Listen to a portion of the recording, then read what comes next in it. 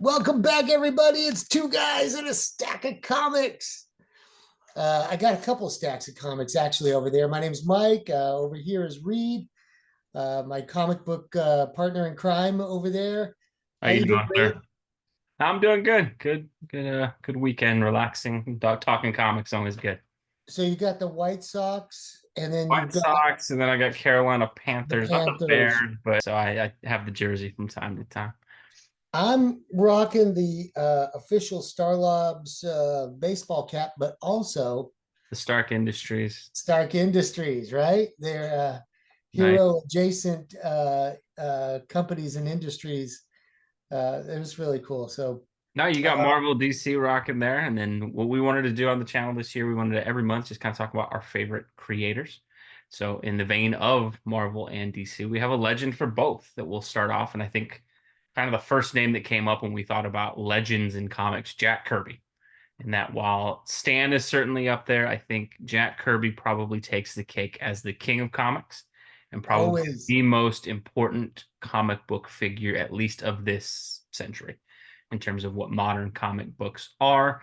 Well, not what modern comics are, just how why we have comic books still is a lot of Jack Kirby. And that both one of the crazy ones, I mean, not only is he responsible for so many co-creations along with Lee and Marvel, but you talk about the fact that DC, the new gods, and so much of mythology, including Darkseid, who's kind of the big bad of DC and still is, also a Kirby creation. So responsible for just so much greatness for both. Mike, when I say the name Jack Kirby, what is the first kind of stuff that goes through for you that you think of? you know, for me, I'm a big fan of the Golden Age and how comics all started. So Jack was there at the beginning. You could consider him one of the founding fathers. He was one of those group of very young teenagers, not young teenagers, but young men and some young women that had artistic talent that jumped into the medium in the 1930s and, were foundational. And Jack was there at the beginning, drawing, Boy Commandos and Captain America, of course. And, so just the longevity of his career is impressive. Um, but of course, nothing can compare to what happened in 1960 when, he had, I guess, Joe Simon had a falling out or whatever, and he was looking for work and, found himself back at Timely Comics, soon to be Marvel or Atlas. It was Atlas then, Hmm. soon to be renamed Marvel. But he developed so many things like the boy gangs, like Boy Commandos. And he worked in the romance. He helped invent the romance comic when comics were flagging and sales were sagging. He was there to pick them up, and that was his trade. I mean, he had to do what he had to do, but he had such a great inventive mind and could see into the medium and tell where it was going to go and what he needed to do in order to support his family. I mean, it was really just so amazing. But of course, that is the foundation for what happened in 1960 and 61 when he just exploded. He was just kind of given free reign to save Marvel Comics and invent the characters that he did. And man, that was truly amazing. Yeah, I mean, I think for him, his early Marvel stuff for me, um, how many characters just like the image that pops in your brain is the Jack Kirby version is the part that's so impressive for me. And that I don't believe I ever read a Jack Kirby comic until, like when I was initially reading books, like he was not the first art that I saw, right? I was always reading what was on the supermarkets. That was in the early 90s for me. Yeah, Now I look at it, there's so many characters. When I think the Fantastic Four, like you think the Thing or something like that, the image that pops in your brain is what did he look like when Kirby drew him, right? Same yeah, thing with Silver Surfer and all that, and just so many great characters that he was able to just go. I think one of the coolest things about Kirby, I think there's always that debate of is it him or is it Stan Lee and stuff like that. For him, where it's so impressive is just also the DC Comics work that the New Gods and them exist and that like not only does he have this huge impact with Marvel, but you slide over to the fact that so much of DC and DC's cosmic stuff that we have, and that DC didn't have as much cosmic stuff until Kirby. There was some, but he came in and really built that up with the New Gods and Darkseid and Mr. Miracle and the Forever People and Orion and all that stuff, and how intrinsic that is to DC Comics now. It's crazy because when you see these big events now, right, almost always it includes the New Gods or Darkseid or something at the end of the day. So it's just insane that like both modern DC and modern Marvel do not exist as they are without Jack Kirby. To have one man who is so intrinsic to both of the big two is kind of just crazy. I don't think you'd It have that. it could never happen again. I mean, he was the king of comics, and I don't think there could be another creator that. I mean, I just can't fathom it. Because he influenced both of the big two, and and worked for both of the big two, and just unleashed his creativity. I mean, the character designs. I mean, everything from Black Panther, Silver Surfer, Thor, my favorite guy back there. Everything. And the cool thing about Kirby is that he developed his distinctive style, and his style is unmistakable. It was often attempted at imitated, but never matched. Yep. And the reverence that his colleagues had for him, that had the opportunity to work around for him. If you ever see them interviewed about Jack, and even Stan Lee says it in many interviews, that it was amazing to watch him work, and they would stand in awe, and watch that guy draw a page, because it was amazing. Well, and even just, I think the most impressive thing for me when I see it was like how many books he seemed to be putting out at the same time. That alone is insane. Can you imagine that today? I mean, but the responsibility was all on him, and he lived through the Depression, and it was do or die all the time. And he went through hard times in the comic book business, where it never paid that much to begin with, you know and then it nearly died in the 50s. And by that point, Jack has a family, a wife. He's got to support his family. And then what are you going to do? I mean, he was amazing. And not only that, he was a World War II veteran. Yeah, I know you talk about a great life, period, and that Yeah. really just shows in his work ethic, and that like even post his Marvel stuff, where Marvel, you look at the foundations of Marvel, and it's like, well, who did the art on Fantastic Four? Kirby. Who did the art on like a lot of the Thor books? That's Kirby. I think he was also on Hulk a lot. I think he did X-Men. I mean, like you look at the fact he's drawing all of these legendary characters, and they're all coming out around the same time. And then you throw in there, what, about 15, almost 20 years later, he's at DC Comics. And you look at it, and I was looking at the dates kind of in my omnibus sort of thing. That's like, man, Mr. Miracle, the Forever People, Commandi, and the New Oh, Gods all oh, being drawn about at the same time. It's crazy. and by the way, he was also doing Superboy. Yeah. No, he's Exactly. drawing. And the thing is, like, what's so crazy is about him. Modern artists, you look at it, and I think we have some genuine great artists out there.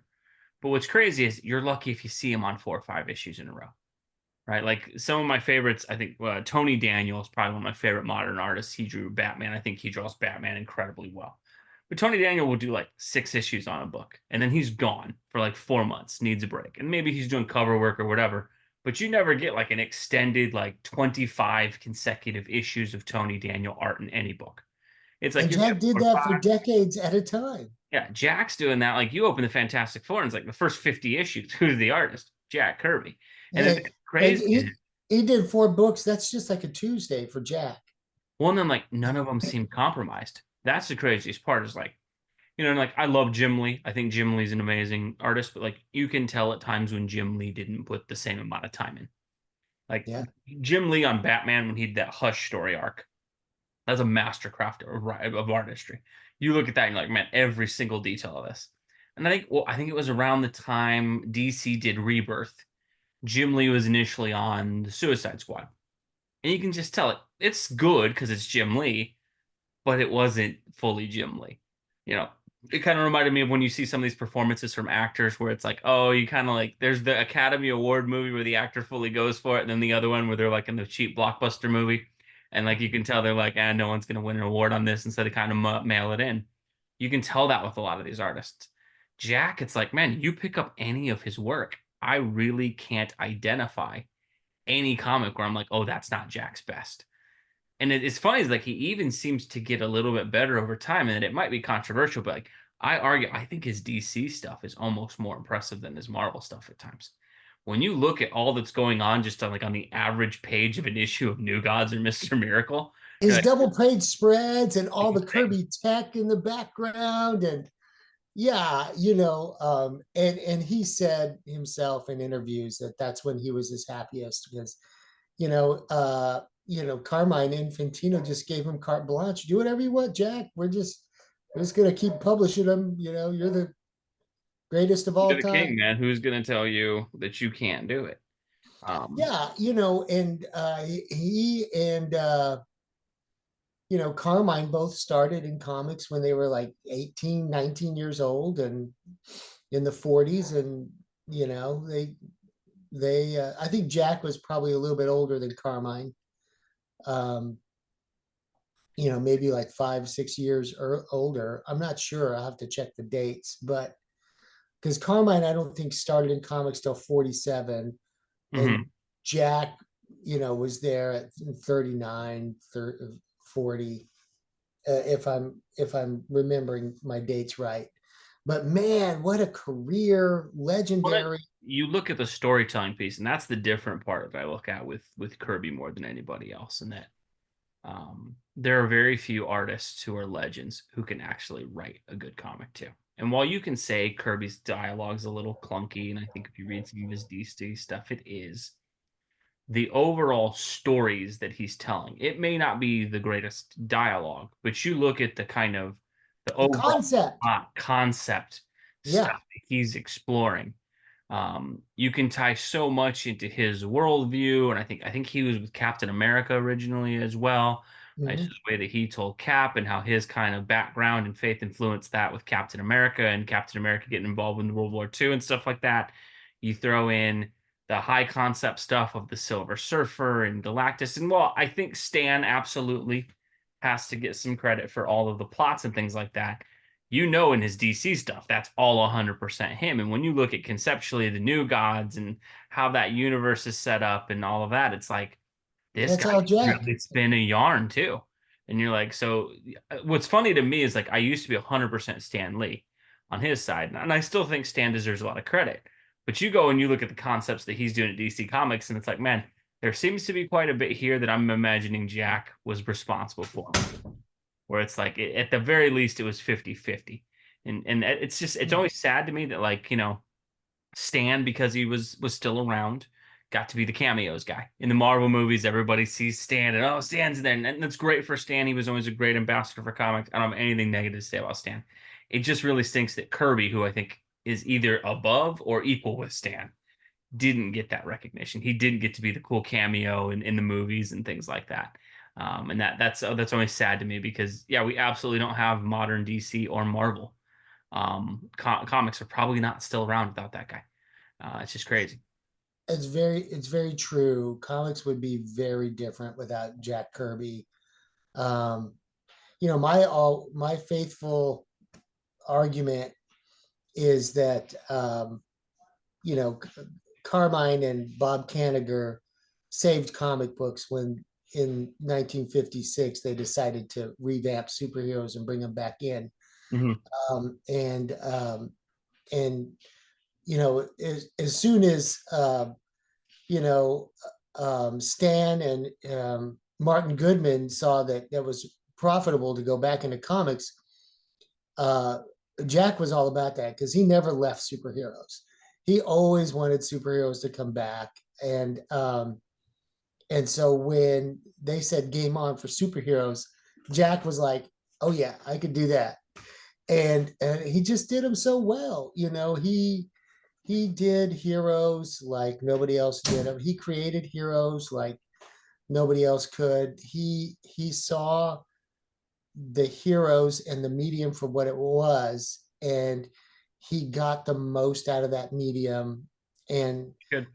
everybody that ever picks up a comic, owes a nod and a wink to Jack, no Jack matter what Kirby. the comic is, because if you know, let's say Marvel folded Hmm. in say 1962 or whatever.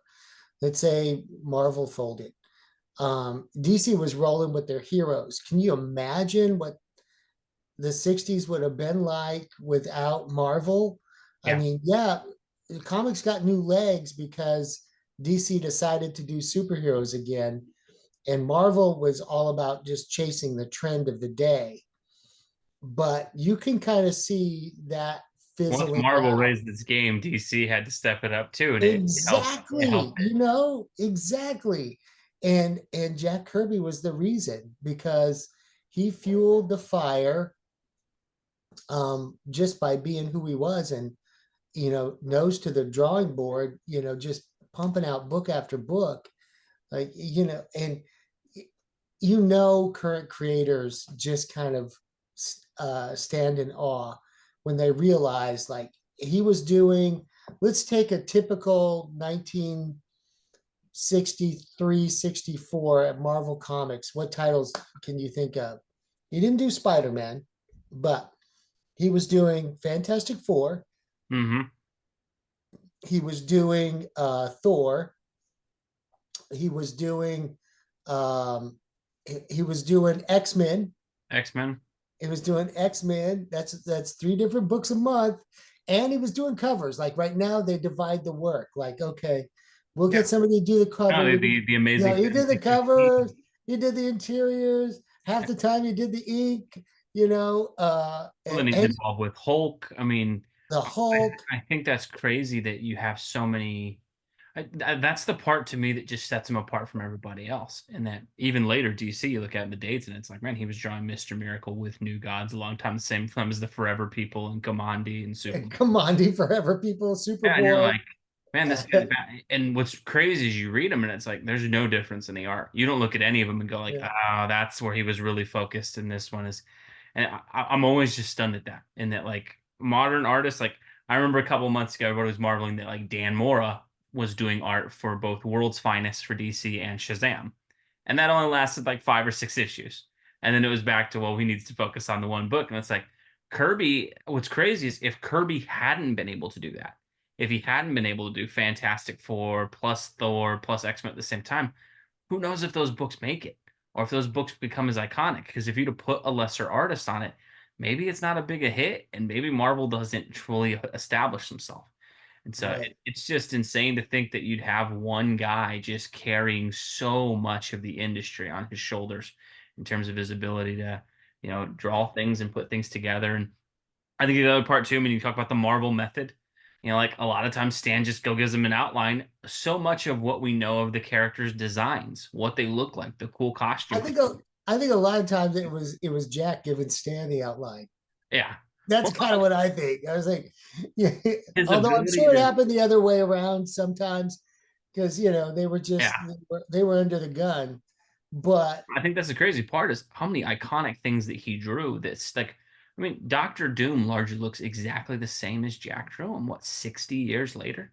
Because he drew such a timeless costume that it's like, no, that doesn't ever need to be improved. Like that's, right, right. what's funny is like you look at Batman, right? From his earliest origins, like the costume has been significantly tweaked for Batman. Mhm. The purple gloves are gone, the larger belt, the bat symbol's different, all that type of stuff. Kirby, in all honesty, Silver Surfer looks exactly the same. Doctor Doom looks exactly the same. The Fantastic Four, there's some tweaks to the Exactly outfit, look this, exactly the same, exactly the same. right? All of that because he just drew stuff that was so timeless and so cool. And like even Thor, like Thor is funny to me, and that like Thor goes through a lot of different kind of iterations. But Thor always kind of comes back to looking like he looks for Kirby Drew. Like I think in the modern comics now, after all these changes, he's in I think this Immortal Thor series that's coming out. He basically is Kirby Thor again with the exact costume, and it's just That guy knew how to create Now, something that looked timeless. how much of that do you think is the artist respecting Jack, or how much of it do you think is like, well, you can't, don't fix it if it's not broken? I think it's don't fix it if it's not broken. And that some's probably respect, but in all honesty, I think what's funny is like when you see the comic character in your head, most people, when you think of the thing, like I think the image that pops up is typically what did it look like when Kirby drew him, right? Yeah, It's just crazy how much he influenced it. And that we're only, and what's funny is like whenever they do refine it and add some things to it, it just doesn't look as good. Like, they yeah. throw some things in. Like, whenever they try to tweak Doctor Doom's costume a little bit, it's like, nah, man, it doesn't work. He doesn't need to be changed. Like, Go it's back, go crazy back. that Yeah, you'd have that. And obviously, yeah. like, the X-Men to me have probably changed the most from how he drew them originally. That's true. They But did change people them quite a bit. still love them in those original X-Men uniforms. They Like, do. there's nothing where you're like, that doesn't look as cool. It's crazy what he was able to do. I think the other part that I always give him credit for, the backgrounds that Kirby drew got as much attention as the character themselves. He When didn't skimp. Like in modern comics, they'll skimp every way they can get away with. Yeah. He Him, you did go not back and look at skimp. some of those Thor issues that he did and like the detail and the texture of like Asgard. And it's so crazy because it makes it feel like a lived in place. It does Yeah. when they're in there. And I think what the movie that most kind of resembled that was it Thor Ragnarok. They did a lot of in that movie when Thor's kind of in those gladiatorial areas where you could tell they were really trying to do like a Kirby-esque type of influence on it. And it looked so good. And that's part of why Thor Ragnarok was fun, is it was a colorful, fun adventure that you could see like that looked like something Kirby could have told. Even Yeah. though there's some parts that Kirby wouldn't have in that film, which I think the movie would have been improved if they did it more Kirby-esque. But he's just a legend in it. Can't say enough about how great he is. If you are interested in Jack Kirby stuff, but the price point kind of scares you off, some cool things Marvel does. Every month, Marvel issues these Marvel Mighty Masterworks that are $15. You get about a dozen to 10 to 12 issues in it. It is all the original art. It is a little shrunk down, but you get all the stories. They've had multiple for Fantastic Four, the Hulk, X-Men, Spider-Man. It is so cool to own some of that work and have it kind of in a nice, concise thing. Definitely would recommend that. DC also has some really cool collections of his uh, DC work as far as like New Gods and things like that. Always really cool to pick up. Or you can go the Mike route where Mike has some classics back there. Mike picking up original Mr. Miracle, and you've got a Journey into Mystery back there, Mike. Right. Yeah. Yeah. So if you want the actual single issues, it's probably run you a little bit more, but lots of cool ways to collect Kirby. And I'd say if he's just someone that you've kind of know he's a legend, but you've never actually looked at the work, absolutely always worth it to go back and dig in and to read it. Yeah. So many cool story beats. Yes, the dialogue at times may be a little clunky compared to modern comics, but when you look at the conceptual stuff that he's telling, it's just hard to top what he did and what he did along with Stan Lee for Marvel. Yeah. But let us know what you think below. What do you think of Jack Kirby? Do you think he's truly the king of comics? I don't think there's much debate on that, but if not, what's your favorite Kirby creation or Kirby story? We're always interested in seeing what you guys have to think. And as always, we thank you for watching. Hope you have a great rest of your day.